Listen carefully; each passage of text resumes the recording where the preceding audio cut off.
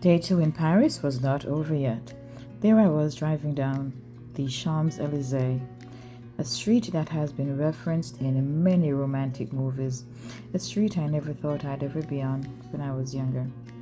But there I was, and it was as beautiful as one would expect it to be, worthy of its popularity. It is only 1.1 miles, but it seemingly went on forever. They say all good things must come to an end, but the fun was just beginning. We were on our way to Montmartre in the 18th arrondissement. We were about to visit a cathedral in Montmartre and then have dinner. But before we head out to Montmartre, we made a quick stop at the Moulin Rouge for a little debauchery. Kidding, just picking up team members. I had no idea what awaited me at Montmartre. First of all, I knew it was a hill, but I did not know it was going to be full cobblestone, full quaint, full amazing, and fully stole my heart. I heard the train clanging, so why was I surprised when I saw it? I was like a kid in a candy store.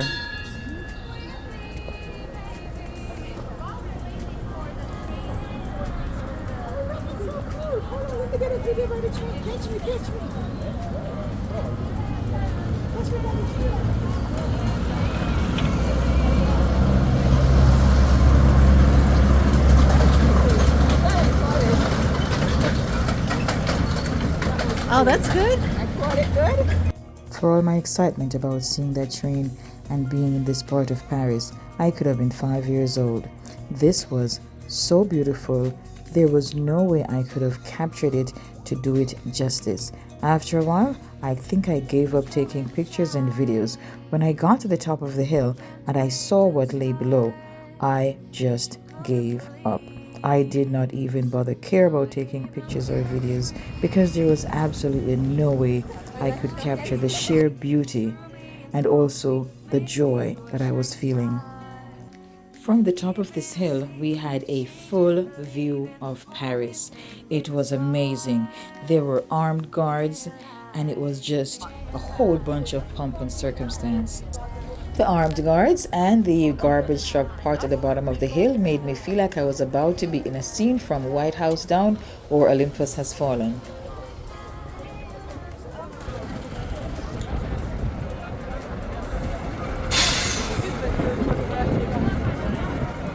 Okay, so this is a totally unexpected side of Paris. This is quaint and gorgeous.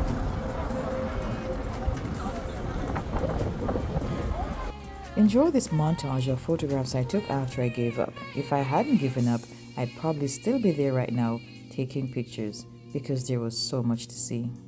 And then we went to dinner. This is my first time trying creme brulee and I can't wait.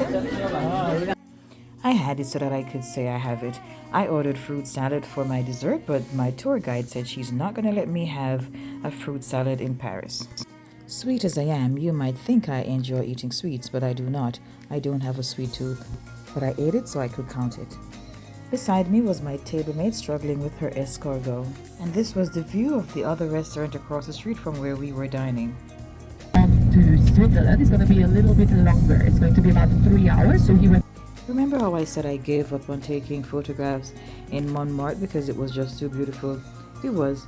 The place we went to dinner was even more stunning. I could not believe it, but I had no more energy left, and so I enjoyed my dinner, and then we went back to the hotel and got ready to get up again at 5 o'clock, get to breakfast at 6, and be on the bus at 7. Plenty of ATMs, but look at these quaint little buildings. It's really something that is, I think, one is the undiscovered jewel of Burgundy, and Dijon is the official capital, but it should really truly be split on the first podium with this cute little medieval town.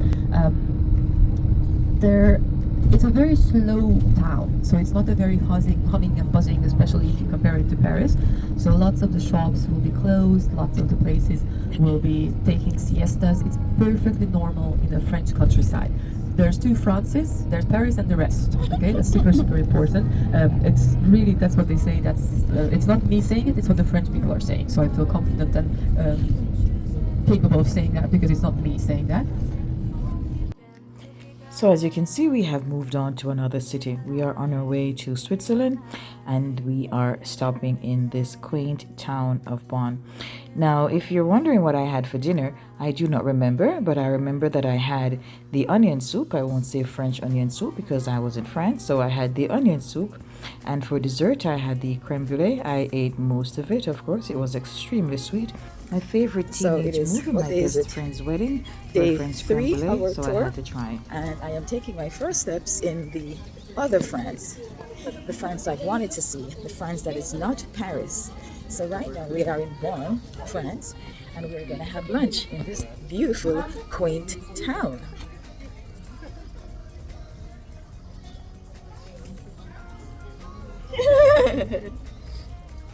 Somebody was just waving to my phone.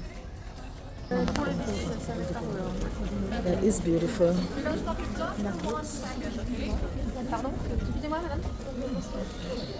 The sundial, then you know that you got to turn to the left. So these will be your landmarks, okay? It's really, I think, impossible to get lost in this tiny town, but better safe than sorry. You want to bet? The best laid plans of mice and men, they say. I planned to make so much content, and I am here, and the only thing I can do is make videos showing the space. That's pretty much it. There is so much to see and so much to be in awe of that I don't even remember what I had planned. And I mean planned because I have it in a table, organized by day and by time of day, so twice per day. So I don't think that's going to happen again. Maybe on my next trip. We had maybe an hour and a half to walk around this lovely town. We were on guided, so we had to be sure to be back at the bus by the designated time.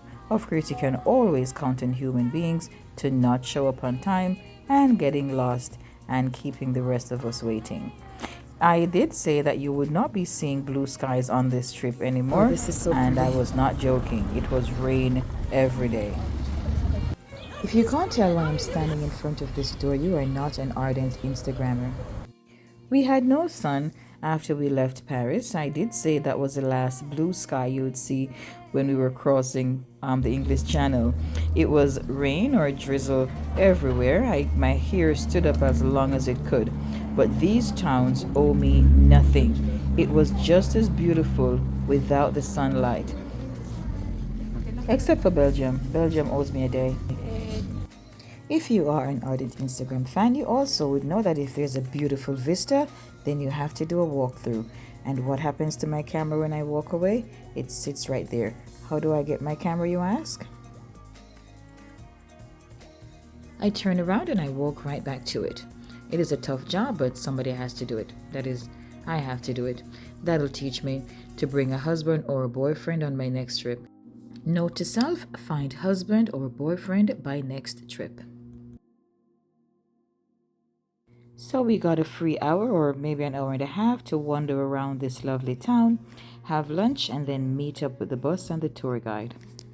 As usual, several persons will get lost and we will have to wait until they find the bus because many of us had no phone numbers for each other. And those who shared numbers had no international calling plan. I was sure to get T-Mobile 5G Go Plus before I left New York.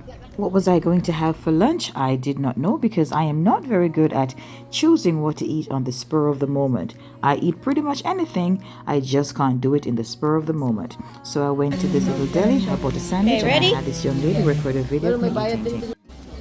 I'm so sorry. I'm so sorry. You can go ahead. I'm so sorry. Urgent note to self, find boyfriend or husband quickly. I only need like 7 seconds. That was 7 seconds of nothing, so the next video I made, I decided to do it myself by propping my camera up against a pole because my tripod had to go and break. Did I mention I practiced ordering my lunch in French while I stood online? I was so nervous. If you've never heard this before, the French will not speak to you in English even if they know how to speak English. So I had to practice rooibos tea. Again, please enjoy a short photo montage of some of the pics I took in Bonn. After Bonn, we made our way to Switzerland. You will know you're in Switzerland because it will look like a gosh darn fairy tale.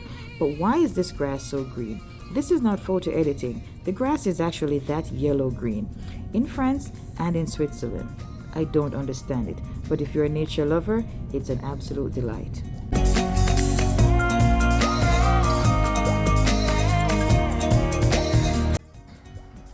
So I have officially set foot on Swiss soil.